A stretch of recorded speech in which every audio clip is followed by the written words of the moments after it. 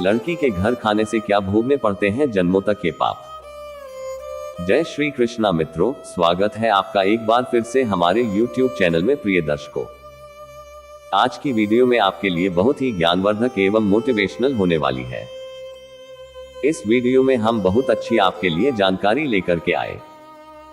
आपसे निवेदन है कि आप वीडियो की समाप्ति होने तक हमारे चैनल पर बने रहे। प्रिय दर्शकों, कहते हैं कि लड़की के घर खाने से क्या जन्मों तक ये पाप भोगने पड़ते हैं। क्या जन्मों तक इन्हीं पापों का दुख झेलना पड़ता है? क्या मनुष्य इन्हीं पापों के पछताव की अग्नि में पूरे जीवन जलता रहता है? तो सत्य क्या और झूठ क्या? आइए प्रिय दर्शकों, जानते हैं इस कहानी के माध्यम से। सज्जन, कुछ दिन पहले की बात है। किसी गांव में एक सज्जन परिवार रहता था। उस परिवार में केवल 4 प्राणी थे, पति, पत्नी और एक पुत्र व एक बेटी।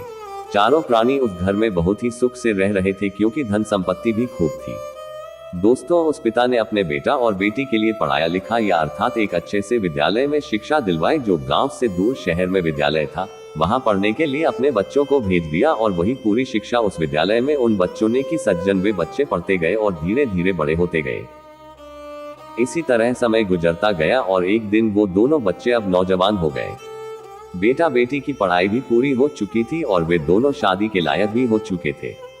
पिता ने बेटा से एक दिन पूछा, तुम्हारे विवाह के लिए रिश्ता लेकर लोग घर पर आ रहे हैं, अब तुम विवाह कर लो, क्योंकि हम भी अपने फर्ज से मुक्त हो जाइए।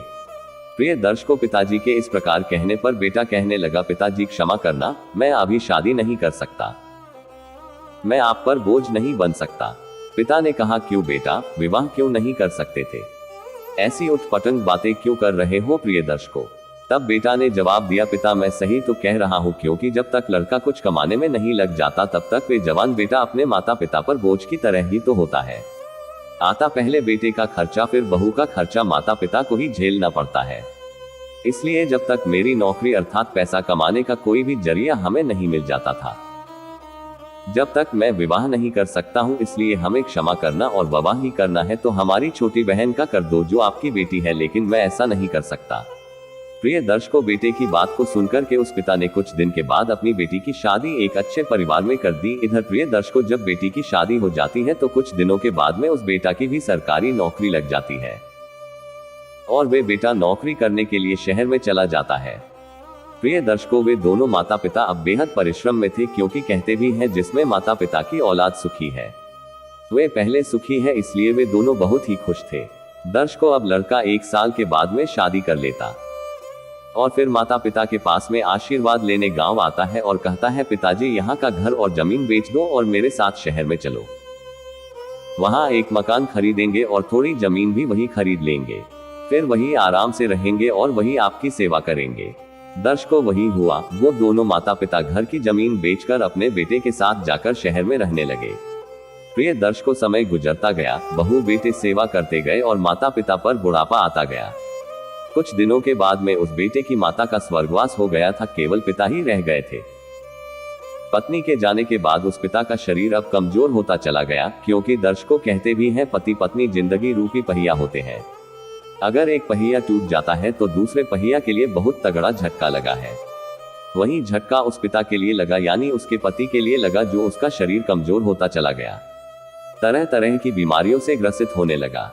ये देखकर के उस बूढ़े बाप की पुत्रवधू जो थी, उससे घृणा करने लगी।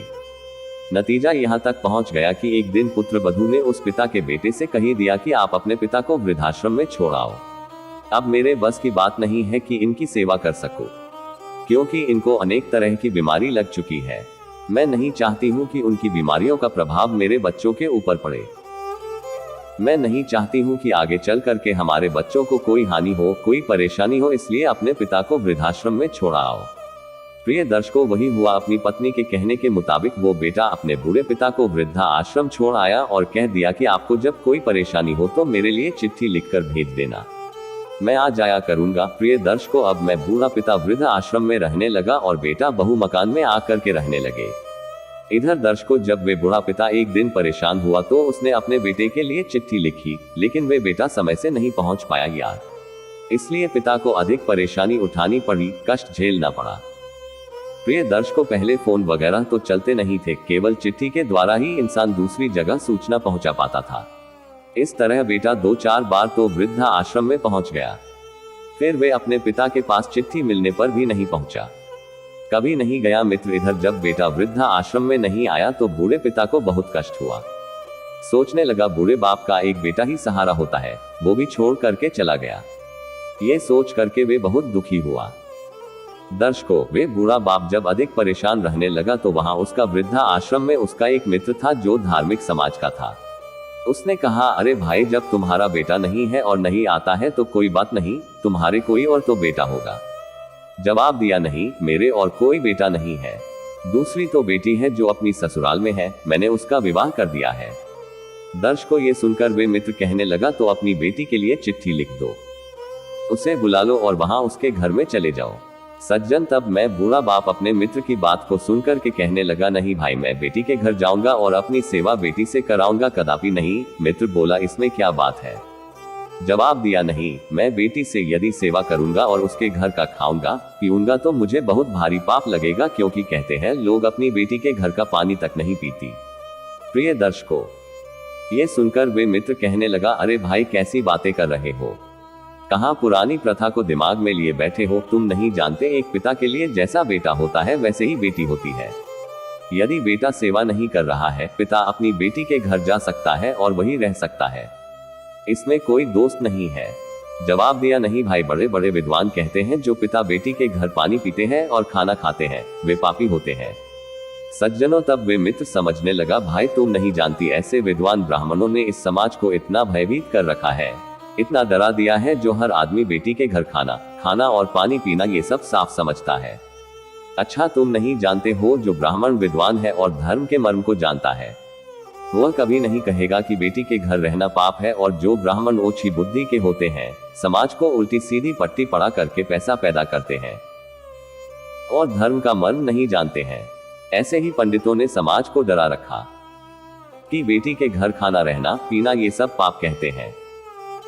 और बोला, पहले तो पिता के पास इतना होता ही नहीं था जो अपनी बेटी को दे पाता, केवल विभाग कर दिया करता था और इसलिए कहता था कि बेटी के घर जाना रहना और खाना ये पाप होता है। और पहले तो बेटियों का पिता जड़ जमीन में हिस्सा भी नहीं देता था, जो देते थे वे बेटी के विवाह में ही दे दिया करते थे और उसके बाद में कुछ नहीं दिया करते थे, इसलिए बेटी के घर जाना वो पाप समझते थे। लेकिन अब तो पिता अपनी बेटी के लिए अपनी संपत्ति में बराबर का हकदार मानते हैं और उन्हें बनाते हैं और देते भी हैं, और शादी विवाह में बेटी के लिए बहुत देते हैं, इतना दान दहेज दे देते हैं कि वो बेटी प्रसन्न रह सके, खुश रह सके। इसलिए कोई भी पिता बेटी के घर जाना रहना खाना पाप नहीं मानते हैं। इसलिए तुम क्यों ये पाप मानते हो? जवाब दिया, भाई पाप तो है। तब मित्र कहने लगा, फिर वही बात, तुम नहीं जानते, यह कोई पाप नहीं है, क्योंकि हमारा धर्म कहता है आपद धर्म में बुढ़ापे में कोई नियम नहीं होता। यानी बेटा पिता को छोड़ दे तो बेटी पिता की सेवा कर सकती है, अपने घर ले जा सकती है, क्योंकि आपातकाल में कोई पाप नहीं होता, कोई भी नियम नहीं होता। इसलिए तुम अपनी बेटी के घर चले जाओ और वहीं रहो। प्रिय दर्शकों, फिर उस बूढ़े बाप को मित्र ने उसकी बेटी के लिए चिट्ठी लिख दी, बिना बताए चिट्ठी लिखनी, क्योंकि वह बात को मानता ही नहीं था। इधर दोस्तों, जब चिट्ठी बेटी के पास में पहुंची है तो बेटी अपने पति को साथ लेकर के भागती हुई अपने वृद्धा आश्रम में पिता के पास में पहुंच जाती और पिता की हालत को देख करके बेटी आंखों में आंसू भर करके रोने लगी और कहने लगी कि पिताजी, इसका मतलब है कि आप अपने बेटे को ही मानते थे, अपनी बेटी को कुछ नहीं मानते थे। तुम इतनी मुसीबत उठाते रहे, इस वृद्धा आश्रम में पड़े हो। जब हमारा भाई तुम्हारा बेटा नहीं आया, तुम्हें छोड़ करके चला गया, तो तुम्हें उसी दिन चिट्ठी लिख देनी चाहिए थी, क्योंकि हमें भी सेवा करने का एक बार मौका देना चाहिए था।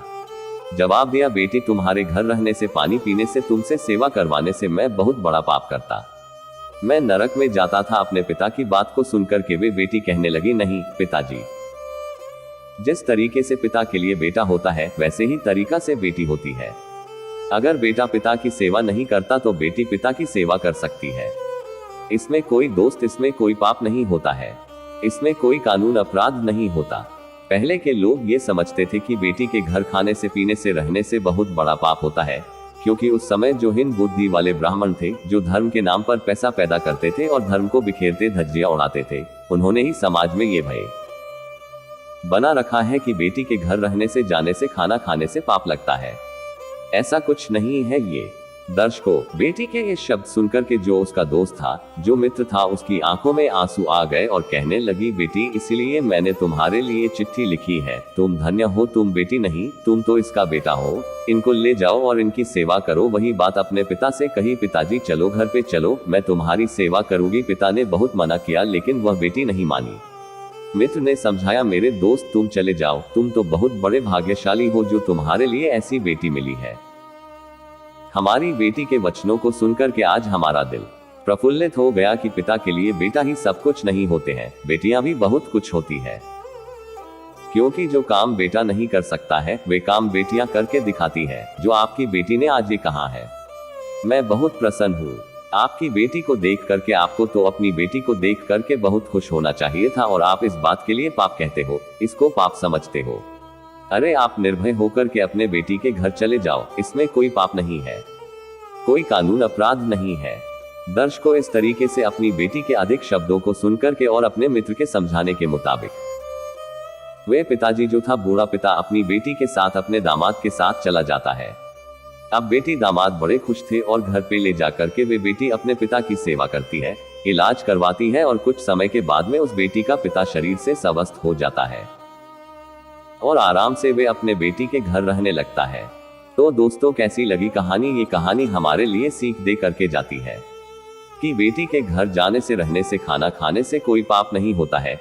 क्योंकि पुराने जमाने में जो हीन बुद्धि वाले धर्म के नाम पर जो पैसा पैदा करते थे, जो पंडित, ब्राह्मण, जो भी कोई पुजारी, कोई महात्मा धर्म की आड़ को लेकर के पैसा कमाते थे, उन्होंने ही हमारे समाज को बदनाम कर रखा है। उन्होंने ही समाज में ये डर, ये भय बना रखा है कि बेटी के घर जाने से पाप लगता है। ऐसा प्रिय दर्शकों तो कुछ नहीं, ये सब गलत है। पहले जमाने में लोग ये सोचते थे क्योंकि वे अपनी बेटी के लिए अधिक दे नहीं पाते थे, होता ही नहीं था, और क्योंकि वे अपनी बेटी के लिए अधिक दे नहीं पाते थे, होता ही नहीं था, और धन संपत्ति में बेटी को हकदार भी नहीं मानते थे, इसलिए वो बेटी के घर जाने से समझते थे।